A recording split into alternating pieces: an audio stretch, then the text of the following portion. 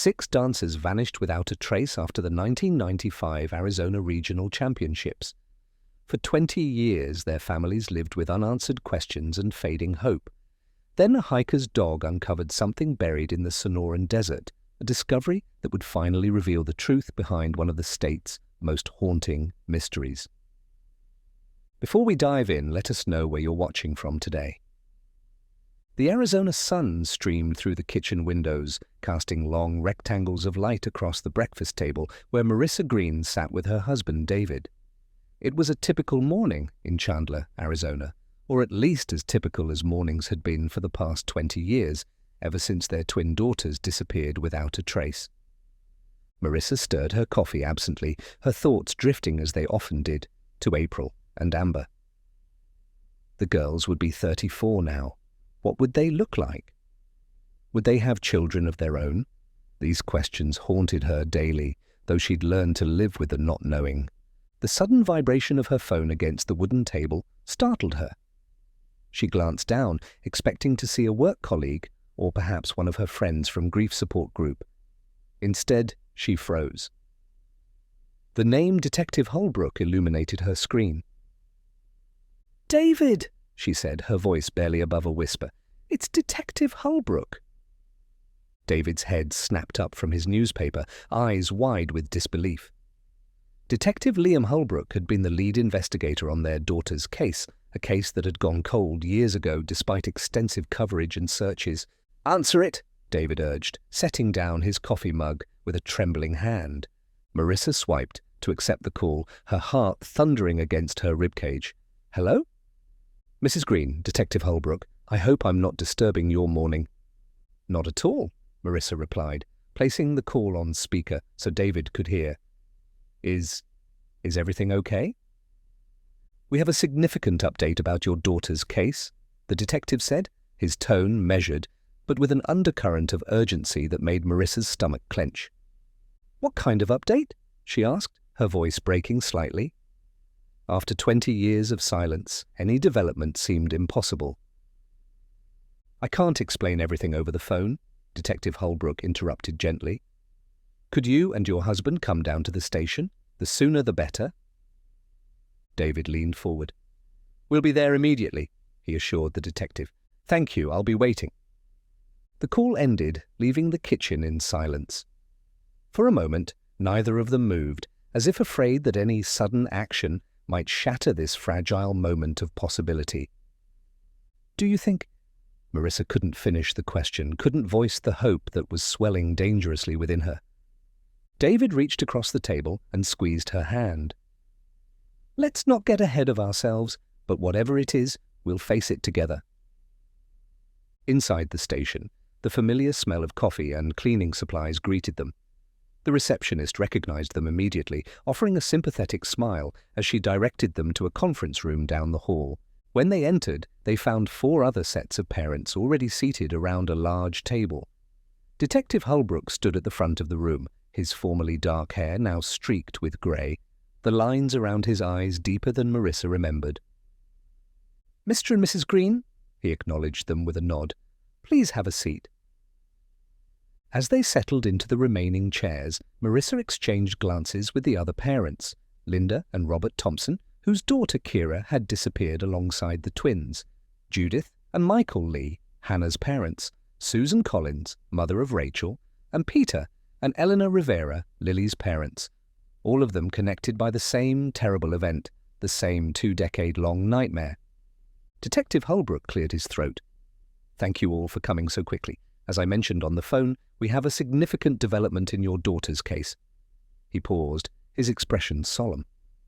"Early this morning, a hiker deep in the Sonoran Desert discovered something we believe is connected to your daughter's disappearance." He turned to a laptop on the table and clicked a few keys. An image appeared on the wall screen. A rusty metal suitcase, partially buried in sand beneath a large flat stone. The lid was open, revealing a pile of red and white fabric inside. "Cheerleading uniforms?" Susan Collins whispered, her hand flying to her mouth. Marissa leaned forward, straining to see details in the photograph. The red fabric, though dusty and faded, was unmistakable, identical to the uniforms her daughters had worn the night they vanished. Detective Holbrook continued, "The hiker was with his dog when he made the discovery. They were exploring an area far from the usual hiking trails. Not many people pass through there. His dog caught a scent and began digging. That's when he found the suitcase." "Where exactly was this?" David asked, his voice steady despite the emotion Marissa could see in his eyes. "About 30 miles outside of Chandler, in a remote section of desert." The detective clicked to another image, a wider shot showing the barren landscape surrounding the discovery site. "We've already sent a forensic team to process the area." "We need to go there," Marissa stated firmly, surprising herself with her own determination. "I need to see the place myself." Other parents murmured in agreement, nodding urgently. Detective Holbrook frowned. "That's not necessary. We're bringing the suitcase and its contents back to the lab for analysis. The hiker is coming in later today to give a formal statement." "Please," Linda Thompson implored. "After 20 years of not knowing, we need to see this with our own eyes." The detective looked around at their faces, then sighed. "I'll need to check with the field team first." He stepped out of the room, phone in hand. While he was gone, the parents exchanged theories in hushed voices. Marissa could hardly focus on their words, her mind racing with possibilities. Those uniforms had to have been placed there recently. Why now, after all this time? Detective Holbrook returned several minutes later. "The field team says you can come to the site, but you'll need to follow protocol. Stay behind the tape, don't touch anything, and follow instructions from officers on scene." Relief washed over Marissa. "Thank you." "We'll follow you there," David added. The detective nodded. "We'll leave in 15 minutes. The drive takes about an hour." As they filed out of the conference room, Marissa felt a strange mix of dread and hope. 20 years of wondering might finally come to an end today. She squeezed David's hand as they walked to their car, a silent reminder that whatever lay ahead, they would face it together. The convoy of vehicles left Chandler under the late morning sun, Detective Holbrook's unmarked police car leading the way, followed by 5 civilian vehicles carrying parents desperate for answers. Marissa watched the urban landscape gradually give way to desert scrub, her thoughts turning to the night her daughters disappeared. It had been a regional cheerleading competition. April and Amber, 14 years old and vibrant with life, had performed brilliantly with their squad. The girls had called home after their performance, elated about their second-place finish. They promised to call again when they were heading home. That call never came. By the time they reached the desert site, the sun was high overhead, casting harsh shadows across the rugged terrain. They parked in a makeshift lot alongside several police vehicles and followed Detective Holbrook on foot for nearly half a mile, walking in silence across the hard-packed earth. A white tent had been erected at the site, surrounded by yellow crime scene tape. Several officers and forensic technicians moved around the area methodically. As they approached, Marissa saw a man standing off to the side with a medium-sized dog on a leash, the hiker who had made the discovery. Detective Holbrook gestured toward him. "This is Chris Delaney, the man who found the suitcase, and that's his dog, Dusty." Chris stepped forward, extending his hand. He appeared to be in his early 40s, with sun-weathered skin and kind eyes. "I wish we were meeting under better circumstances," he said as he shook hands with each of the parents. "Thank you for finding this," Marissa told him, her voice thick with emotion. "You have no idea what it means to us." Chris nodded, his expression somber. "Dusty deserves most of the credit. He caught the scent and wouldn't leave it alone, started digging like crazy." The dog, an Australian Shepherd Labrador mix with intelligent eyes, sat obediently at his owner's feet. "Can we see it?" David asked, looking toward the tent. Detective Holbrook led them under the canvas shelter, where the suitcase now sat on a folding table. Even from a distance, Marissa could see the red and white fabric of the cheerleading uniforms, neatly folded but showing signs of age and exposure. Based on the condition of the uniforms and the suitcase itself, a forensic technician explained, "we believe they were buried here relatively recently, perhaps within the last year or so." Recently? Peter Rivera questioned. But our daughters disappeared 20 years ago. That's what makes this discovery so unusual, Detective Holbrook admitted. It appears that whoever hid these uniforms did so in a hurry. The burial was shallow, and the stone covering wasn't particularly heavy, almost as if they expected no one to venture this far into the desert. As the parents gathered around the table for a closer look at the evidence that might finally lead them to their daughters, Marissa noticed movement in the distance. Vehicles approaching. One was a news van with a local station's logo emblazoned on its side. Another was a sedan that looked vaguely familiar. When the sedan parked and its driver stepped out, Marissa felt a jolt of recognition. Vincent Carraway, the girls' former cheerleading coach, strode toward them with purpose in his step. He had aged since she'd last seen him, his once dark hair now silver at the temples, but his athletic build and confident gait were unchanged. "Marissa, David," he called out as he approached. "I came as soon as I heard." Detective Holbrook stepped forward to greet Carraway, extending his hand. "Coach, thank you for coming so quickly." Carraway shook the detective's hand firmly. "Of course. When it concerns my girls, I drop everything." Marissa noticed how he still referred to the cheerleaders as his girls, even after 2 decades. Carraway had been deeply involved in the search efforts back then, using his connections and resources to keep the investigation going long after the police had begun to scale back their efforts. "We've decided to inform the media about this new development," Detective Holbrook explained to the gathered parents. "This case affected our entire community 20 years ago. Hundreds of volunteers joined the search parties. People deserve to know we found something." Marissa watched as reporters began setting up their equipment nearby. A young woman with a microphone was already speaking with one of the officers, nodding intently at whatever information she was receiving. Vincent Carraway approached the table where the suitcase sat. He stared down at the uniforms, his expression unreadable. "After all these years," he murmured, "I've never stopped hoping we'd find them." He turned to Chris Delaney, who still stood with his dog near the edge of the tent. "Thank you," he said earnestly, extending his hand to the hiker. "Your discovery might finally help us find answers." Carraway then moved among the parents, greeting each with a warm handshake or a gentle touch on the shoulder. When he reached Marissa and David, his eyes softened. "It's been a long time," he said quietly. "How are you holding up?" "As well as can be expected," David replied. "We heard you're no longer with the school." Carraway nodded. "I left the school system about 10 years ago. I still train cheerleaders independently, though. Started my own program." Before they could continue their conversation, a reporter approached, cameraman in tow. "We'd like to interview the parents, if that's all right," she said, looking to Detective Holbrook for permission. The detective nodded. "One at a time, please, and keep it brief." The interviews began, with each set of parents expressing their renewed hope that this discovery might lead to finding their daughters, or at least learning what had happened to them. Marissa watched as Susan Collins broke down mid-sentence, overcome with emotion as she spoke about her daughter Rachel.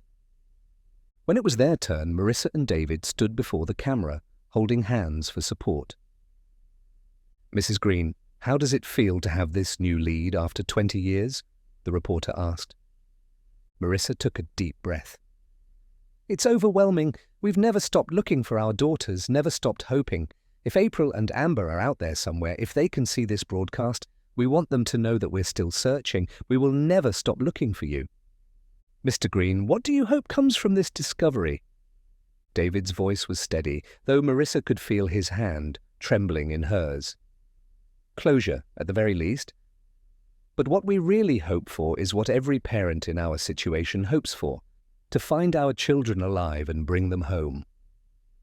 After the interview concluded, Marissa realized she'd left her water bottle and camera in the car. "I should go get them," she told David. "I want to take some pictures of this place with my good camera. My phone won't capture enough detail." "I'll come with you," David offered. They approached Detective Holbrook to let him know their plans. "That's fine," he said. "But stay on the path we came in on. It's easy to get disoriented out here in the desert. and we don't need any more missing persons today. They nodded in understanding and began the walk back to the parking area. The midday sun beat down on them, the heat rising in visible waves from the sandy ground. As they walked, Marissa scanned the surrounding landscape, taking in the vast emptiness of the desert. Something on the horizon caught her eye, a truck, partially obscured by a ridge, and what appeared to be two men moving around it. One seemed to be dragging something heavy toward the vehicle, while the other was crouched behind a large cactus near some rocks. "David," she whispered, touching his arm to stop him. "Look over there." David followed her gaze. "I see them. There's someone sitting in the truck, too. What are they doing out here?" Marissa wondered aloud. "That's too far from any trail for normal hikers." David squinted against the sun. "They're probably just taking a break from off-roading or something." Marissa shook her head, her instincts telling her something wasn't right. Why would someone be dragging a heavy sack if they're just taking a break? And what's that other man doing by those rocks? Without waiting for David's response, she altered her course, heading toward the distant truck. "Marissa!" David hissed, hurrying after her. "What are you doing? The detective said to stay on the path." "I just want to see what they're up to," she replied, her pace quickening. "Something doesn't feel right." David caught up to her, grabbing her arm gently. "This is dangerous. We should tell Detective Holbrook instead." "By the time we get back to him, they could be gone," Marissa argued, pulling away. "I need to know if this has anything to do with our daughters." As they drew closer, the men by the truck noticed them. Marissa raised her hand in greeting, calling out, "Hello there." The reaction was immediate and alarming. The men shouted to each other, abandoning whatever they had been doing. The man who had been dragging the sack heaved it into the truck bed, while the one by the rocks rushed toward the vehicle with what looked like a shovel in his hands. Within moments, all three men were in the truck, which roared to life and sped away, kicking up a cloud of dust in its wake. "Did you see that?" Marissa exclaimed. "They ran away." In the final seconds before the truck disappeared from view, Marissa noticed a small sticker on the rear window, some kind of company logo. Instinctively, she grabbed her phone and tried to take a picture, but the truck was moving too fast and was already too far away. The resulting image was a blurry mess. "That was a company logo on the back window," she told David, her heart racing. "Did you see it?" David nodded grimly. "I saw it, but I didn't recognize it." They stood in silence for a moment, watching the dust trail left by the departing truck until it vanished in the distance. Then, driven by curiosity and a mother's intuition, Marissa walked toward the spot where the men had been. "Marissa, we need to go back," David urged, following reluctantly.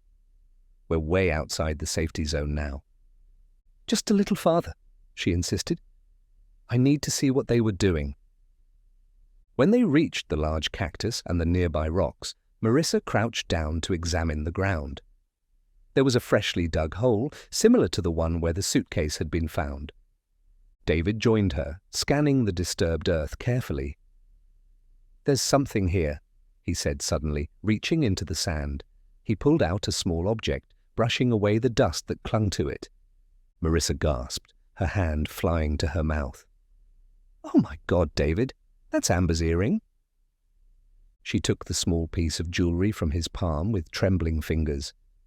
Though tarnished and corroded after years in the desert, there was no mistaking the distinctive design, a tiny silver star with a red gem at its center. She had bought identical pairs for both twins on their 13th birthday, just months before they disappeared. "Are you sure?" David asked, his voice barely audible. Marissa nodded, tears welling in her eyes. "I'm positive. I gave these to them for their birthday." She looked up at him, a mixture of hope and fear coursing through her. "David, these men, they must know something about what happened to our girls." They searched the area thoroughly, hoping to find more clues, but the men had been thorough in their removal of whatever else might have been buried there. With the earring clutched tightly in her hand, Marissa finally agreed to return to the investigation site. "We need to tell Detective Holbrook right away," she said, as they made their way back. Those men could be the key to finding our daughters. When they returned to the tent, Detective Holbrook was deep in conversation with a forensic technician. The other parents were scattered around the site, some speaking with officers, others simply watching the ongoing investigation with anxious expressions. "Detective," Marissa called out urgently as they approached, "we need to speak with you immediately." Detective Holbrook excused himself from the technician and turned to them, his expression shifting to concern when he saw their faces. "What happened?" "We found something," David explained, gesturing for Marissa to show the earring. She held out her palm, revealing the tarnished piece of jewelry. "This is Amber's earring, I'm certain of it. I gave identical pairs to both girls for their 13th birthday." The detective frowned, taking the earring to examine it more closely. "Where did you find this?" Marissa and David exchanged glances before David answered. "About half a mile from here. We saw 3 men by a truck. One was dragging something that looked like a heavy sack, and another was digging near some rocks. When they noticed us, they fled," Marissa added quickly. "We went to the spot where they'd been digging and found the earring in the sand." Detective Holbrook's frown deepened. "You went after 3 unknown men in a remote desert location. Do you have any idea how dangerous that was?" "We know," David acknowledged. "But we couldn't just let them drive away without investigating." "These might be the guys who buried the suitcase," Marissa said firmly. "They could be checking their hiding spots after finding out the police have been here all morning, and they might be getting rid of other evidence right now." By now, the other parents had gathered around, listening intently to the conversation. Vincent Carraway pushed through the small crowd, his expression grave. "What's going on?" he asked, looking between Marissa and the detective. Detective Holbrook held up the earring. "The Greens found this near where they spotted 3 men acting suspiciously. Mrs. Green believes it belonged to her daughter, Amber."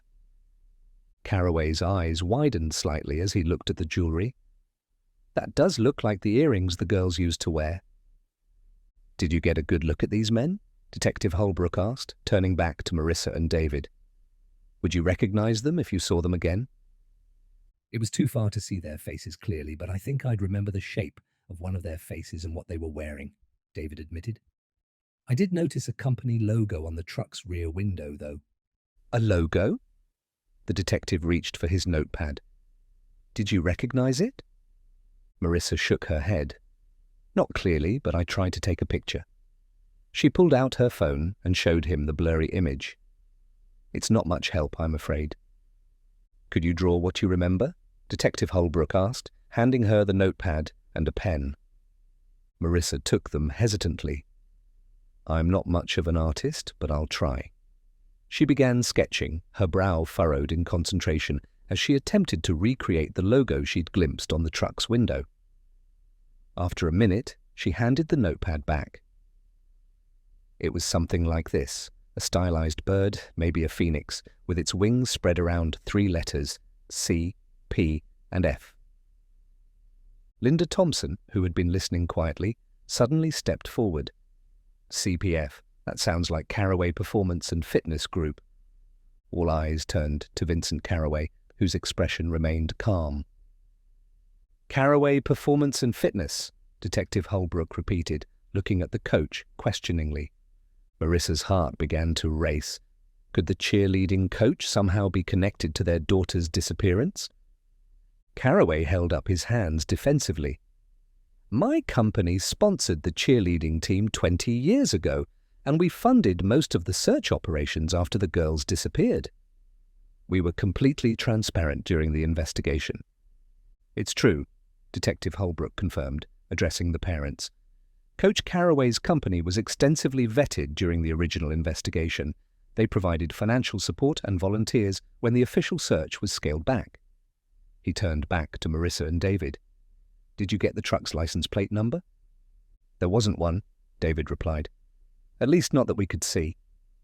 "No plate?" The detective made a note. "That's suspicious in itself." Michael Lee, Hannah's father, had been trying to sketch the logo as well. He held up his drawing. "Would it have looked something like this?" he asked Marissa. His sketch showed a stylized bird with outstretched wings encircling the letters CPF in bold type. It was remarkably similar to what Marissa had been trying to describe. "Yes," she confirmed, "very much like that." "That is definitely similar to my old company logo," Carraway admitted, studying the drawing. "But as I said, I sold that company 10 years ago." "Sold it?" Detective Holbrook raised an eyebrow. "To whom?" "A businessman named Matthew Rands," Carraway replied. "He kept me on as a consultant for a while, which is why the company remained associated with me during the search operations. But I haven't had any official connection to CPF for nearly a decade now." Detective Holbrook made another note. "I'll need the details of that sale and current contact information for Mr. Rands." "Of course," Carraway agreed readily. "Anything that might help find the girls." For the next several hours, the police expanded their search of the area, eventually finding tire tracks that matched the description Marissa and David had given of the mysterious truck. The tracks led to an abandoned hunting cabin miles away, but the men were long gone, leaving behind only cigarette butts and empty water bottles, potential evidence that might yield DNA. Meanwhile, Marissa couldn't shake the feeling that they were close to answers, closer than they had been in 20 years. The cheerleading uniforms, the earring, the men who fled at the sight of them, it all had to be connected. As the desert sun began to sink toward the horizon, Detective Holbrook gathered the parents together once more. "We're going to continue processing the scene tomorrow, but we need to head back to town before dark. The crime lab is already analyzing the uniforms, and we'll run the DNA from the earring against the samples we have on file from your daughters." He paused, his expression serious. "I know today has stirred up a lot of emotions and hopes, but I need to caution you all. This is still an active investigation. Please do not conduct your own inquiries. Leave that to us." Marissa nodded, though her mind was already racing with possibilities.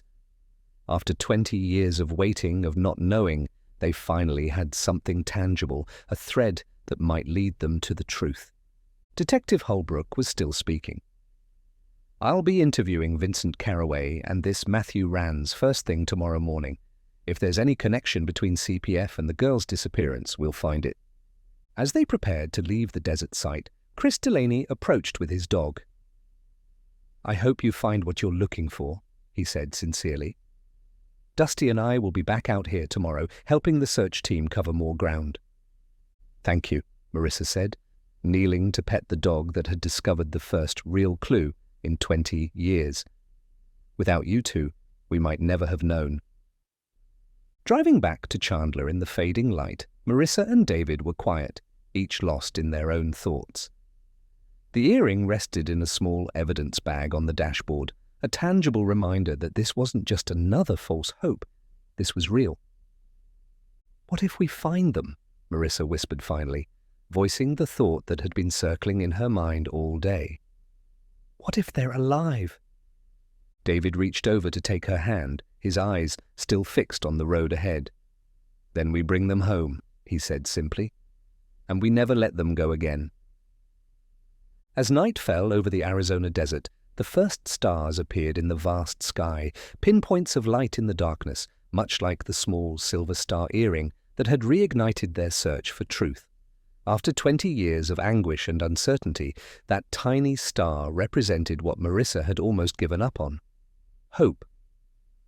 Somewhere, out there in the darkness, the answers waited. And this time, Marissa was determined to find them. If you found this story touching, please remember to like and subscribe for more emotional stories of loss and discovery. This is based on events that happen more often than we realize, so share it with someone who needs to hear this.